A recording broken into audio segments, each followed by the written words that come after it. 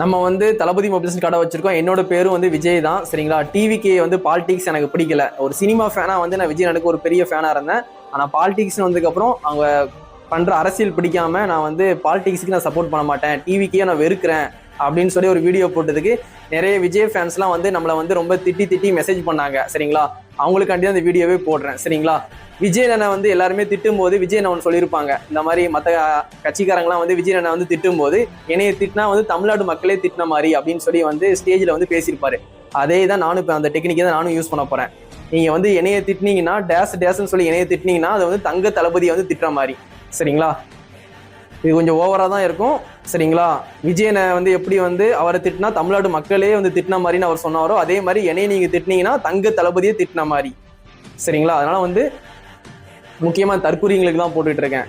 விஜய் ஃபேன்ஸை வந்து இழுக்கவே இல்லை. விஜய் ஃபேன்ஸ்லாம் வந்து ரொம்ப நல்ல பசங்க, சரிங்களா. ஆனா அது டிவிகேல போஸ்டிங் வாங்கிட்டு நிறைய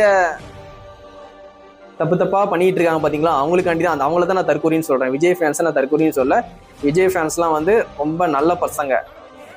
அவங்களாம் வந்து எந்த மிஸ்டேக்கும் பண்ண மாட்டாங்க, ஒரு பொண்ணை வந்து மிஸ்பிஹேவ் பண்ண மாட்டாங்க, ஒரு பொண்ணை வந்து தப்பா பேச மாட்டாங்க, ஒருத்தரை வந்து குடும்பத்தை தாக்கி வீடியோ போட மாட்டாங்க. விஜய் ஃபேன்ஸுங்க உண்மையிலே நல்ல பசங்க. ஆனா அந்த பாலிடிக்ஸ்னு வந்ததுக்கு அப்புறம் வந்து அந்த துண்டை போட்டுக்கிட்டு இவங்க அட்டூழியம் பண்றாங்க பாத்தீங்களா, அவங்களுக்காண்டி அந்த வீடியோவே பண்ணிக்கிட்டு இருக்கேன்.